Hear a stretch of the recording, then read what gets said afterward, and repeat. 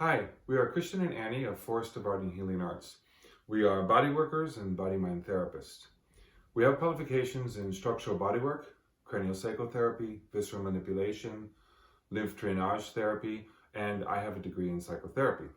We have made a series of 11 videos that you can use to mobilize your fascia, encourage better lymph flow, and support your immune system.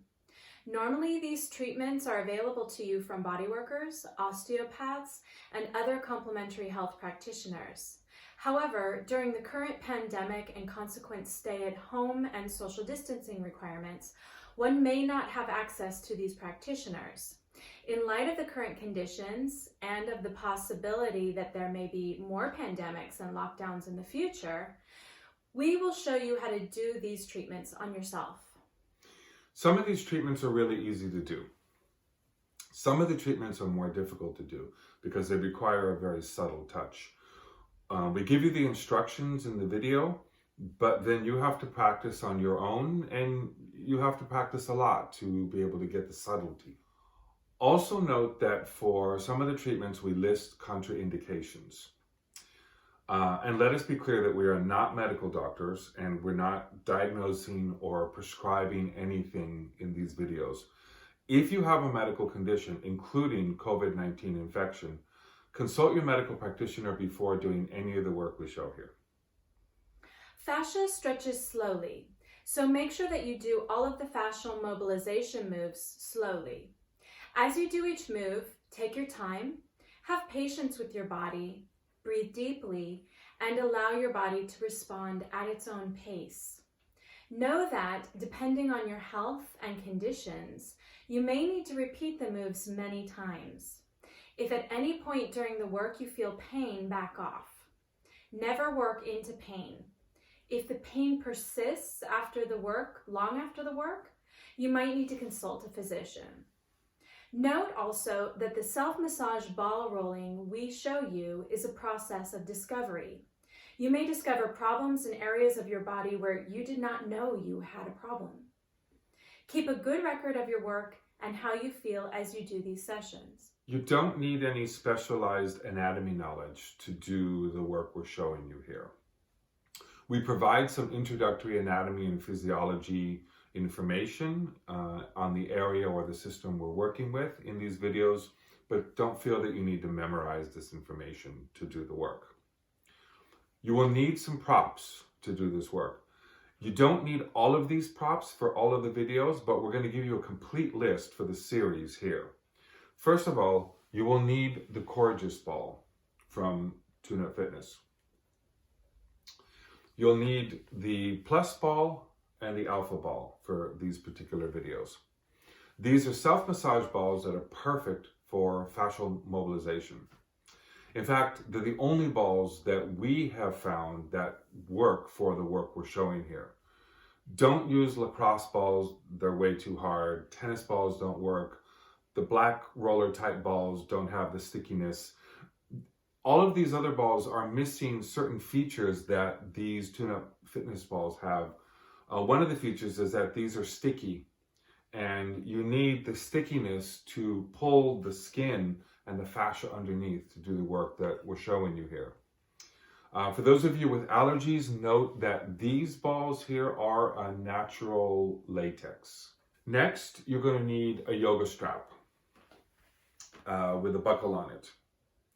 If you don't have this, you can use a long belt or the belt of a robe or a scarf.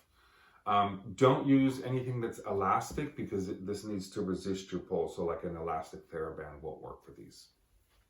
You will need a yoga mat or some sort of sticky exercise mat. Of course, you can do many of the moves on any comfortable surface, but some of the stretching work requires a mat. The hip stretching video requires yoga blocks.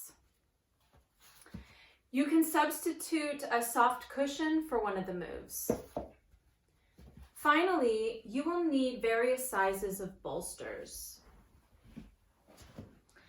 This is a yoga bolster, and you don't need to have a yoga bolster, but you can easily substitute, say, sofa cushions or really thick bed pillows. The key in all of these videos is that you want to try to make yourself as comfortable as possible. After you finish each session, rest a bit. Don't go right into doing something hard afterwards. Some of these sessions we're going to recommend that you take a day of rest before doing the next session, because you want the results of it to be integrated into your body. Also, you want to make sure you drink a lot of water. And I know that people always say drink a lot of water, but because you're going to be pulling waste products and toxins out of your tissue, putting it in the bloodstream, you need to excrete this. So drink a lot more water than you normally drink. You can do the work in any of these videos as and when you need them. However, to achieve the best results, we suggest following this specific order. Before diving into the bodywork videos, to get a foundation for the physiology of the relationship between your fascia and your immune system, you can watch the video titled Fascia and Immunity. Then, to begin the bodywork, you will release restrictions in the liver by doing the work shown in the video titled Liver Release for Immune Health using Coregeous ball. Make sure to give yourself at least a day after this video to excrete what you have released before challenging your body with the next video. Second, you will drain the large lymphatic trunks using the moves I show you in the video titled Self-Drainage Therapy. Lymphatic drainage is a skill that needs to be learned. Watch the video, listen to the instructions, and take your time learning how to do it. Have patience. You will be able to feel more as you practice. As with the first video, give yourself a day to incorporate the new flow of lymph throughout your body and drink lots of water to flush and excrete after the session. Then we will show you some stretching and structural body work that you can do on yourself.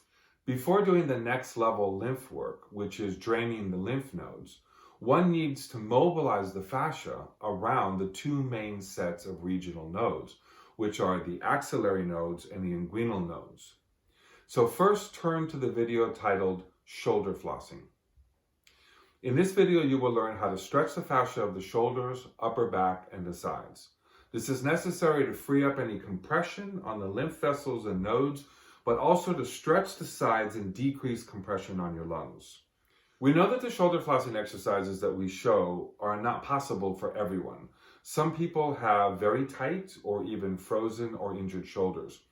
So we've made another video titled Shoulder Mobility Exercises for Frozen Shoulder. If you can't do the shoulder flossing exercises, then do this other mobility video first. Then when you can get enough mobility to do the shoulder flossing, then return to that as an exercise. It's very important that you do not force your shoulders to stretch. Instead, you want to allow them to. Work slowly, breathe deeply, and let your fascia stretch. Next, you're going to do the work in the video titled Hip Stretches for Lower Limb Lymph Health, and also in another video titled Anatomy and Self-Massage for the Front of Pelvis using Yoga TuneUp balls. These moves will mobilize the fascia of the groin and the hips, decrease compression on the lymph nodes and on the lymph vessels down there. Once you have loosened your shoulders and hips, then you drain the lymph nodes in your axilla and groin. I give instructions for how to do this in the video titled Self-Lymph Node Drainage. This is very subtle work that requires patience and practice. Make sure to give yourself a day to let your body integrate the lymph flow changes after doing this work and drink lots of water. Now that you have supported liver and lymph function, you are ready to work directly on your lungs. Use my instructions in the video titled Fascial Mobilisation for Lungs and Pleura with the Coregeous ball to release restrictions in the fascia of your lungs. This session will support immune and respiratory function in your lungs and make them better able to resist illness. The immune system works best when one is relaxed. Stress and anxiety suppress immune function. Constant stress and anxiety can lower immune function to such a degree that one is left vulnerable to infection and illness. Hence, our practice at Forest of Arden Healing Arts incorporates techniques from body-mind therapy. I encourage you next to turn your attention to the video titled Self-Psychotherapy for Immune Support, to learn some techniques that you can do to help you work through issues that stress you out. Now, this is not a substitute for psychotherapy, but it is something that you can do while we are still required to stay at home. Next, we have a video titled Movement, Self, and Society, in which I talk about how the manner in which we move and in which we hold our bodies in space can affect our health, including the health of our fascia and our immune system. This video is mostly a discussion of movement work physiology and theory, but I show 2 movement exercises at the end of the video that you can do to change how you inhabit space. We hope that you find these videos useful. If you do, please subscribe to our YouTube channel and please share them with your friends. You can follow Forest of Arden Healing Arts on Facebook, Twitter, and Instagram. If you have any questions or need support while working through these videos, you can leave a comment on the videos or contact us through any of our social media pages, or you can email us. We cannot give you any medical advice, but we can answer your questions about the work in these videos.